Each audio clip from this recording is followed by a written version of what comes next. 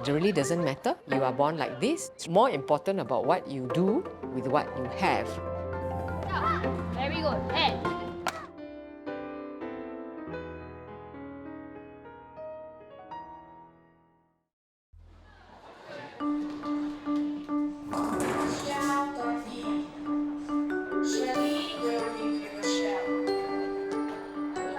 Okay, do you know where you're supposed to go? 22. 22, at the end. Yeah. There's uncle and auntie in red t-shirt.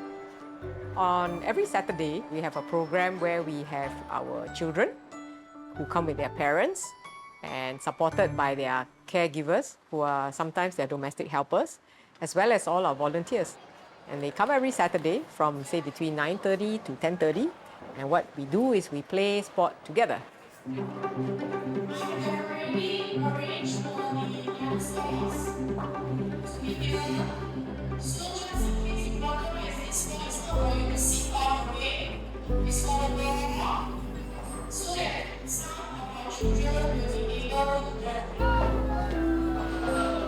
Every 4 weeks or so, we'll change the sport. So we could play soccer this week, we could play basketball another week, and badminton another week. But generally 4-week modules. And in between all that, we might have an activity, such as bowling. So we might take everybody out, and it's like a big family outing where parents, children, volunteers, benefactors, people whom we might invite to visit us and do outreach, all come together and play together. Evan, finish already, Evan? You don't have dinosaur yet. Oh, no dinosaur? Come on, Evan. Boom! Boom! Boom! Even though we started off as a sporting kind of organization, we have grown to become like a social community. I've learned over the last 8.5 years that some of these families, not everyone, but some of them feel quite isolated. Hey, go! Is he going? Is he going? Is he going? Is he going? Back! They struggle on their own with their child, and their entire world may sometimes revolve just around that child, taking them to school, taking them for medical appointments, therapy, x-rays. So when they come together like this, parents talk to other parents who may have gone on a similar journey to them, and they kind of encourage one another, share stories, and don't feel so alone. You know, it's how hard to find friends in our community. When she was younger, during her growing years and all, I can only remember she barely has friends. And because of her growth and, you know, the way that she presents herself, it can be a bit difficult for young children to accept her. Then from here, right, we found comfort that, wow, friends can come in many different ways, and with a community like this, right, that's how my girl get to associate and mingle around.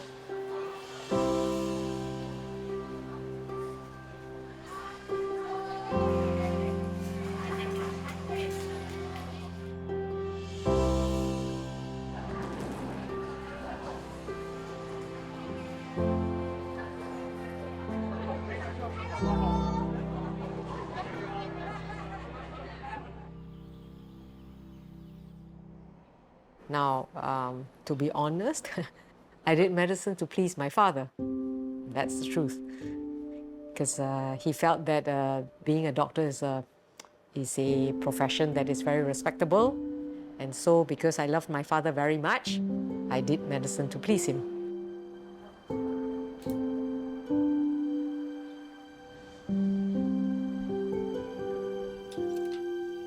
I was working in a public hospital as a young doctor and thinking, should I be a specialist or not? Hey, hi. How are you, man, Fanny? Yeah. So why are you here today at the clinic? Oh, because actually I have some pain over here. Then when I walk, also having the pain. Yeah. So We were having tea in a doctor's lounge, and this friend of mine, He loves soccer very much, and he was very involved in the national team for soccer. And he said, why don't you do sports medicine since you're such a sporty person, you know? You play squash, you do track and field, you do cross country. I said, oh, what's that? So I said, oh, go and find out more lah. You see, that's your tendon. Yeah, and after that, it joins onto your bone, yeah? So your tendon looks okay. I spent 13 years in the public institution, right? Doing sports medicine, working with athletes almost wholly, right? And I would run clinic, see them in clinic, and then travel with them to SEA Games, Asian Games, Commonwealth Games. I found it really meaningful because these were people who wanted to, what we call, optimize to maximize, right? And our job, in that sense, was to help them to be the best that they could be.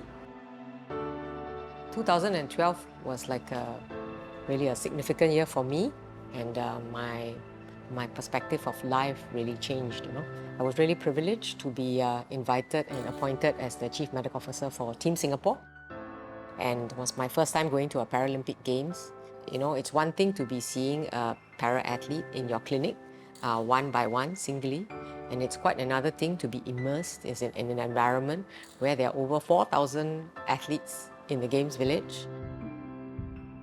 One of the first things that impacted me was actually the swimming pool. So I would find myself going to the swimming pool, watching competitions and watching people swimming up and down. I remember one distinct occasion where the last swimmer swam was about 2 laps behind everyone else, and when the athlete touched the end of the pool, everybody stood up and gave a standing ovation, a louder clap than for the winner, you know. And you know, that kind of brought tears to my eyes. So I found myself going back there and I said, oh, what is this, you know? What is this about the para-sport environment and the whole ethos about it? And I think the second occasion was in the dining hall. I was eating my meal, and then next to me were these athletes, 2 athletes who had no arms. They had no arms, and they were using their big toe and second toe to hold their implement to eat their food. Seated, tilted back in their chair. And I thought, wow, you know. And then the next thing I knew, there was this piece of meat that flew over my head and across to the other table. And I turned back and I thought, oh, that's another athlete who had like an involuntary movement, and so the piece of meat had flown off the fork across. And then as I looked around the dining hall, I saw an athlete with his guide dog because he was visually impaired. And then I saw another group of visually impaired soccer players holding on to their sighted guide, a whole team of them walking. And then I saw many athletes on wheelchairs, and I saw another 2 short stature athletes walking by me. And I thought, wow, you know what? I'm the minority and I'm the special one. And I thought, you know, actually it really doesn't matter. Yeah, you are born like this, you have acquired that illness, and this is what it is. And so it's really more important about what you do with what you have. Now I live by this mantra, which is optimize to maximize.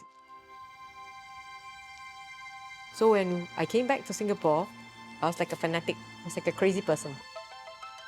I went to talk to various organizations to understand the sector, what we call the PWD, or the Persons with Disabilities sector, to appreciate what people were doing in the community. So I spoke to, I think, at least 5 or 6 organizations, and some people said, yes, we'll get back to you, which they did not. So one day I was jogging on the East Coast Park on a Saturday, and I encountered this young boy with his father, and they were going for a walk. And he was wearing what we call ankle foot orthosis, right? Because this was to support his ankle better. And I just walked up to them and introduced myself. Hi, I'm Dr. Teoh. I look after para-athletes. And I've been to the Paralympics before. Would you like to play some sport? And the father looked at me and said, you mean my son can play sports? I said, yes, why not? Right? And so I went to their home and met the young man's mother. And I got to know them. And they said to me, well, you know, we don't mind trying. So what are we going to do? I said, I'm not sure yet, but we shall do this together. Yeah, and that's kind of how we started PlayBuddy. You could? Yeah. Wow. Then they will turn. Okay, now let's start a bit of warm-up first. Let's look up and down. So let's go through. What did we do last week? And 1, 2. So many people must shout louder than me, right? 2, 3. While going around the tracks with Aris and he was trying out his motorized chair, we saw a group of kids, you know, like some were on wheelchairs, some were having difficulty walking. So we were quite intrigued. So we thought like maybe it's a good opportunity for Aris to join. 10. And arrow. Okay, now high block. Left, right. Okay, ready? 1. Okay, very good, very good. Hold on, hold on. We were initially not sure whether he would be willing to join because they were strangers. So we were quite surprised that he was very willing to participate. Very good. Turn right. The other side. And block.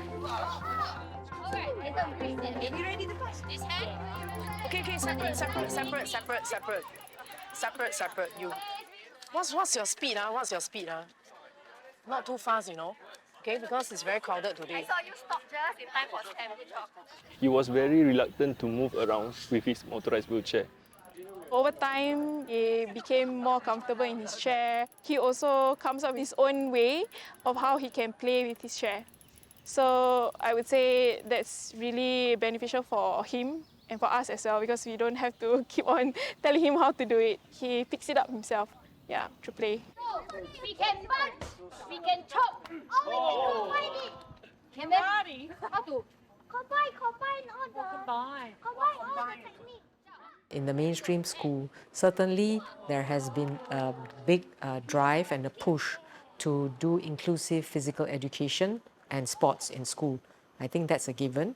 However, on the ground itself, operationally, each student in each school may experience differently. So we've had parents who bring their children to our group, and I think what they're looking for is acceptance.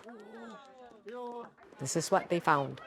In certain setups in their system, wherever they are in school, especially when they are in a mainstream school, they can find it quite challenging in some places. So they don't get to experience the entire range of things they would like and feel accepted and they can participate.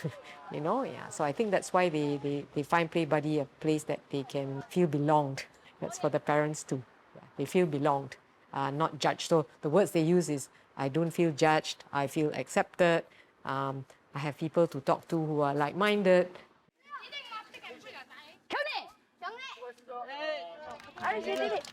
Good job. Are you having fun? Okay or not? You're so excited today.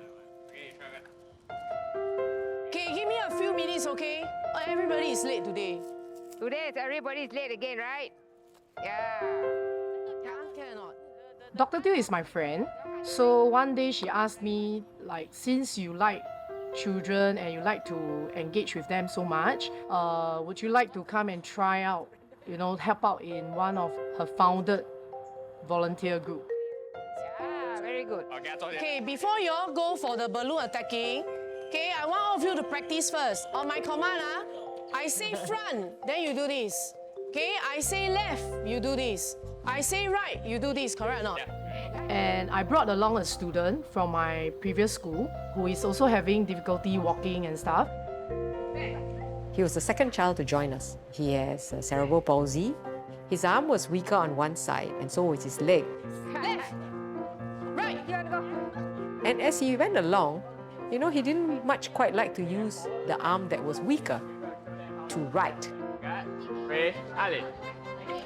But when you play a sport, necessarily if you want to catch a ball, you have to use two hands. So we found that, you know, this would aid in his rehabilitation and using of his arm, because he would be forced to use the arm if he wanted to play. So when he was given a task to hit a ball, for example, it's floorball, and hit the ball into the goal, he'd have to use the other arm too, right?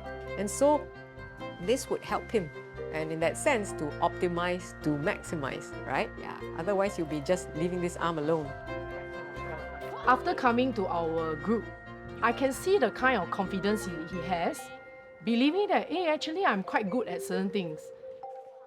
I guess it's the happiness, the smile on the kids' face, as well as the family members that made me think like, hey, you know, with what I know, what I can do, actually I can bring a smile to other people or having a positive impact. That's how I stepped more into, got more involved. So as we grew, we started to say, okay, how can we develop the program even better? So we would programmatically do it every 4 weeks. We would change our sport. So we'd have 4 weeks of basketball and 4 weeks of badminton and so on and so forth. And so we slowly added child by child, and so did our volunteer pool also increase accordingly. And then we realized that we couldn't do this all by ourselves, so we started to enlist the help of others to leverage on our network, so to speak.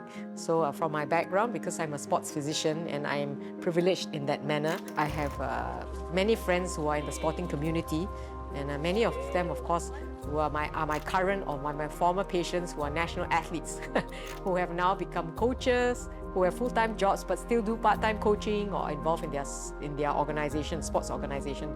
So I started to invite them to be part of our story or our journey, and they, they so willingly came alongside us. Go! Kershen is 6 this year. So she has a rare genetic disorder called infantile neuroaxonal dystrophy.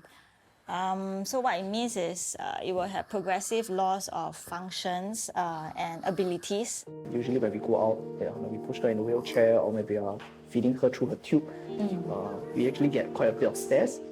So I think in PlayBuddy, because being there is a really safe space, because no one is judging how we are as a family or even Kershen as a kid.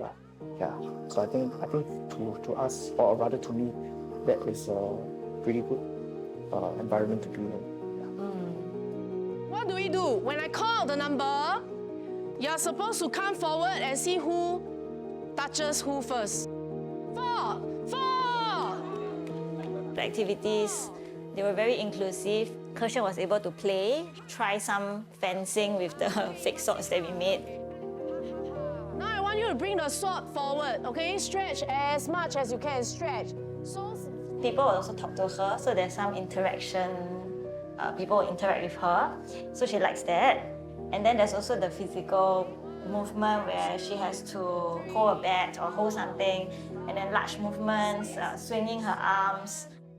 Where there will be other parents who will also be giving us tips on what do we need to do to support children with such conditions, even though the conditions may not be similar.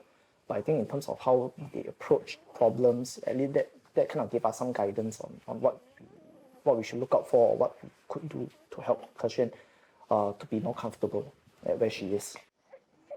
And out. and out.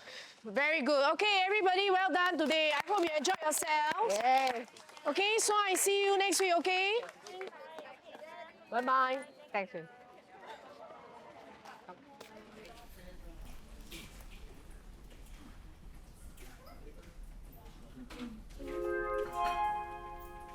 Being in PlayBuddy, when we start looking at the different kids with the different conditions, it helped us to realize that actually we were not really alone. Almost 9, that's it. Okay. After she's diagnosed, so we were also introduced to a few other communities or support groups. But these support groups, they're a bit different, so they have maybe occasional events or activities for Kershen and the family to join. Whereas for PlayBuddy, it is a very regular activity. Even though we may be missing a few sessions, because sometimes when Kershen is not feeling well, we will tend to sit out. But at least it's regular enough that the kids as well as the family, we can get together and attend.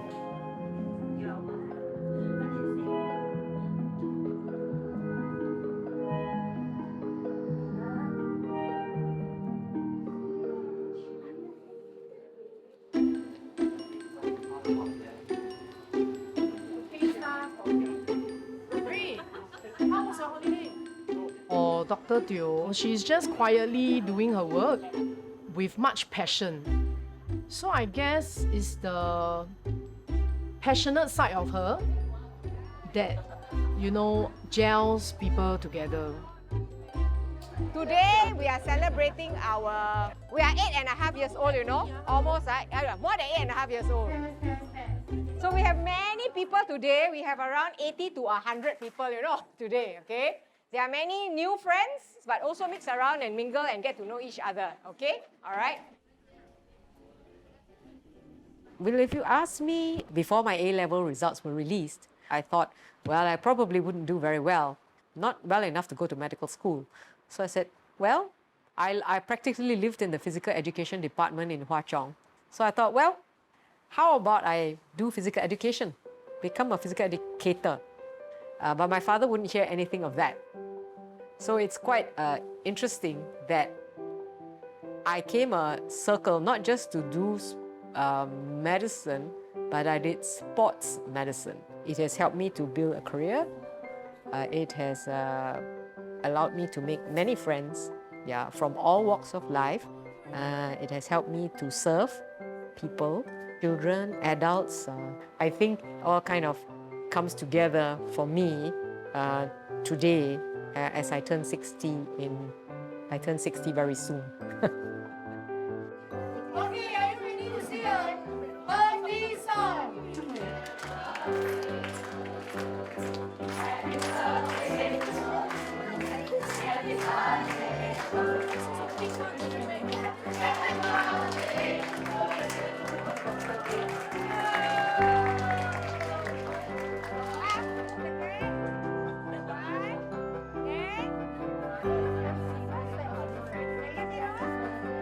So, you know, I'm really grateful for the opportunities that have been given to me, or maybe to fill gaps where there are, because I think I live by the, if you see a need, or a gap, go and look at it, examine it, and do what you can to meet it or fill it.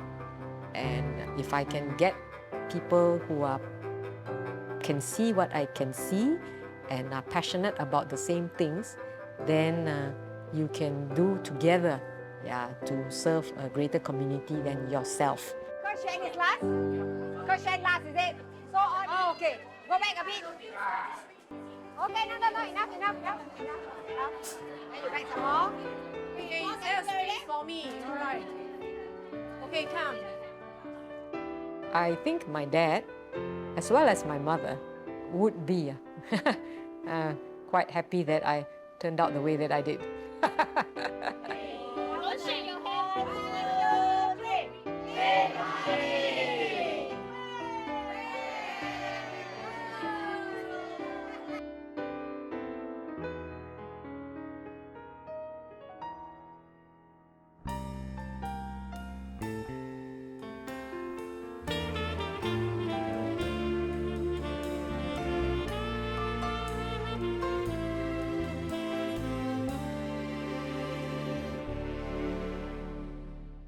Just when I was wondering who would turn the gray sky blue, you were passing along the way, and you brightened up my day.